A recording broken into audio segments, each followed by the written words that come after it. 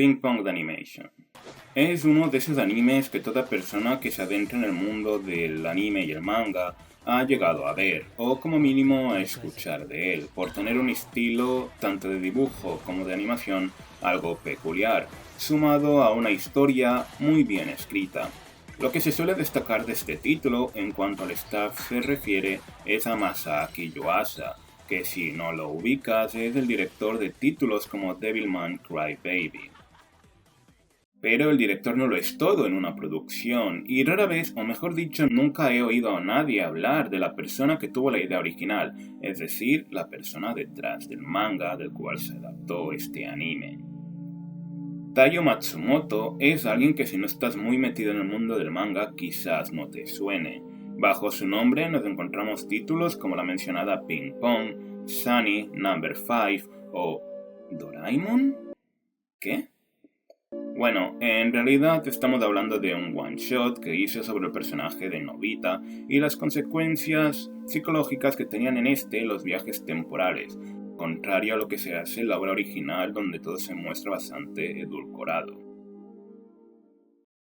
Anécdotas aparte, Matsumoto es un autor que podemos caracterizar por tres cosas. Una es su estilo de dibujo bastante particular, como podéis ver. No parece un dibujo muy limpio y muchas veces, prestando atención al mensaje de sus historias, uno podría decir que esa rudeza o simpleza en el trazado logra transmitir cierta emoción en sus dibujos. Eso sin tener en cuenta que ciertamente es alguien bastante detallista. La segunda es una escritura y narrativa, sobre todo visual, que toma muchas influencias del cómic americano y del cómic franco-belga, algo comentado por el mismo autor como algo que ha tenido que saber medir para encajar en los estándares de la industria del manga y ser competente en ese rubro. La tercera característica de este autor es el diverso abanico de temas y géneros en los que se ha adentrado, algo que para el fan es ciertamente beneficioso, pues hace que sus obras no sean tan predecibles, o mejor dicho, que no se encierren tan solo en lo esperable por el género o subgénero en turno. Pero este también es uno de los motivos de la poca popularidad del autor a pesar de su calidad, pues sus obras y el mismo autor es difícil de categorizar y por ende de vender. Sin embargo, se podría decir que hay una cuarta característica de este autor que podemos ver reflejada en algunas de sus obras: su infancia. Taiyo Matsumoto se la pasó en un ambiente adoptivo, no por no tener padres, sino porque estos no podían o no querían hacerse cargo de él. En su manga Sunny podemos ver casi una autobiografía de esa etapa de su vida y la de otros chicos que la acompañan, donde se exploran los pensamientos de soledad y abandono, entre muchos otros, por los que pasó y cómo se relacionaba con el mundo, así como las experiencias del día a día de los otros chicos y chicas.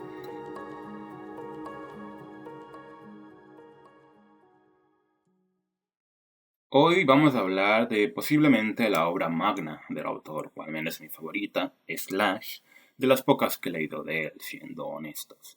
Tekon Kinkread. Tekon Kinkread, también conocida como Black and White, es la historia de una ciudad, o un barrio de esta, conocido como Treasure Town. Esta es pretendida por 4 partes. Una es la mafia, que tiene sus negocios ahí. La otra, el gobierno, que busca limpiar las calles de forma muy dejada. La tercera, las empresas, quienes quieren construir negocios y edificios. Y la cuarta, y en la que nos centramos, el dúo protagónico, conformado por 2 chicos huérfanos que viven en las calles, Black y White. Estos chicos se han criado en las calles, algo que parece habitual en esa zona donde se siente la decadencia y la dejadez del gobierno y la corrupción de las mafias. Todo esto mezclado con un estilo que tiene un poco de steampunk.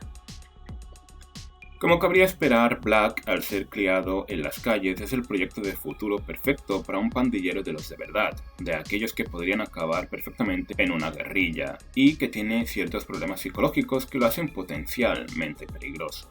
Este es bastante inteligente, sobre todo porque a pesar de su mirada oscura sobre las cosas que le rodean, es bastante perceptible con el mundo en el que tiene que vivir.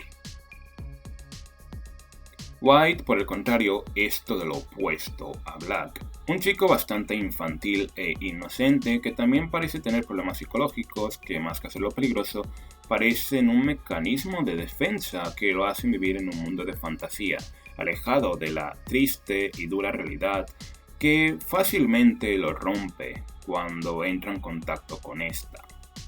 Esto se aprecia en algunas escenas donde se mantienen charlas serias, pero de fondo se escucha o se puede llegar a leer a White hablando de su mundo de fantasía y cosas que no importan, pero que para mí logran construir bastante bien al personaje. ¿Supiste que volvió la Agente rata? Blanco llamando, velando por la paz. Presten atención, sé contar hasta 10 y aquí voy. Llegó acompañado de un tal Kimura, que pretende dar órdenes en mi propia ciudad. 4, 5, Mejor evita hablar de la ciudad como si fuera tuya. Es mala costumbre.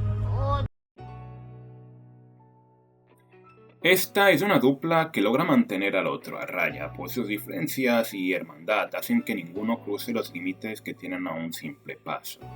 Es clara la referencia al yin y al yang, la idea del balance y los opuestos que se atraen logrando una armonía, y es que ambos representan la parte podrida y la que aún puede dar esperanza de ese mundo. Pero todo este tema lo tocaremos más adelante cuando abordemos los simbolismos de la obra. La historia se enfoca en la relación de estas partes con Treasure Town, explorando así de forma tanto directa como indirecta lo que significa pertenecer a un lugar y también el que un lugar te pertenezca desde distintos prismas. Claramente hay una simbología con el nombre de la ciudad o del barrio, como algo a lo que todos parecen tener cierto amor, pero de una forma bastante egoísta, desde la mafia a los propios habitantes, independientemente de la decadencia de la ciudad, pues gran parte de los personajes tan solo aman de esta el pasado en el que vivieron y las memorias que lograron crear. Y al igual que quienes buscan un tesoro, este es un lugar que todos quieren o dicen poseer.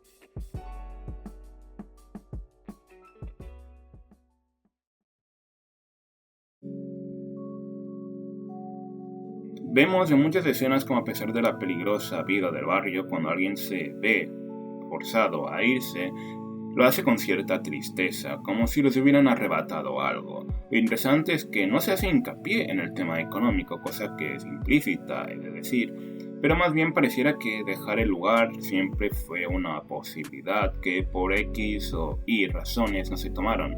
La obra te está diciendo que a pesar de que los mismos habitantes odian vivir ahí, realmente es como que irse de ese lugar es como arrebatarles una parte de sí mismos.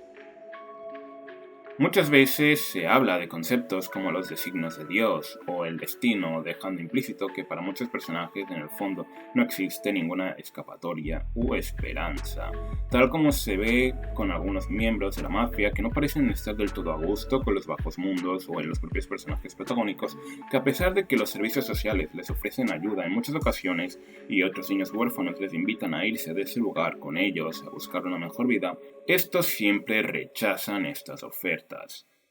Esto se refuerza una vez observas el mapa de la ciudad y ves que la zona de Treasure Town es una isla encerrada por el río que pasa por el medio de la ciudad. En YouTube, por ejemplo, podéis encontrar muchos vídeos abordando el aspecto de la ingeniería social, la arquitectura hostil, la gentrificación o cómo ciertos planes de construcción urbanística y dejadez de los gobiernos en turno o la mano de las empresas moldean fuertemente un lugar y la vida de sus habitantes, respectivamente, haciendo que en una misma ciudad existan zonas que se sienten totalmente ajenas a una misma realidad o barrios en los que la gente tan solo pueda residir, pero difícilmente puedan considerarlo un hogar. Y ni hay que mencionar que las perspectivas de futuro que tienes a tu alrededor moldean fuertemente tu pensamiento. Más si no tienes a un gurú del emprendimiento queriéndote vender un curso por $500 de cómo tener ingresos pasivos o diciéndote que eres pobre porque quieres. En nuestra realidad también podemos observar cómo el ambiente es más hostil y menos acogedor día a día. Desde aspectos tan simples como que cada vez las bancas son más pequeñas y apenas puedes sentarte más de 5 minutos pues se sienten muy incómodas, hasta la incesante subida del costo del alquiler o de la compra de una vivienda en una ciudad, la falta de zonas verdes, etc. Estas son cosas que vemos en Tekken King Red, donde Treasure Town no parece tener armonía alguna, y muchos planos y frames de esta se ven saturados por la absurda cantidad de elementos en pantalla, algo que me parece relevante aquí, pues se ve un tira y afloja desde las distintas partes por controlar, mantener y cambiar el lugar utilizando la violencia mayormente y, lo más importante, la violencia urbanística. Como decía antes, hay bastante énfasis en el destino y en añorar el pasado. La obra de esta forma nos muestra qué tan difícil es aceptar el paso del tiempo y aceptar las cosas como son, y lo peligroso que puede ser oponerse al cambio. O, entre comillas, al orden natural. Aquí podríamos entrar en el tema del budismo, aspecto que impregna la obra.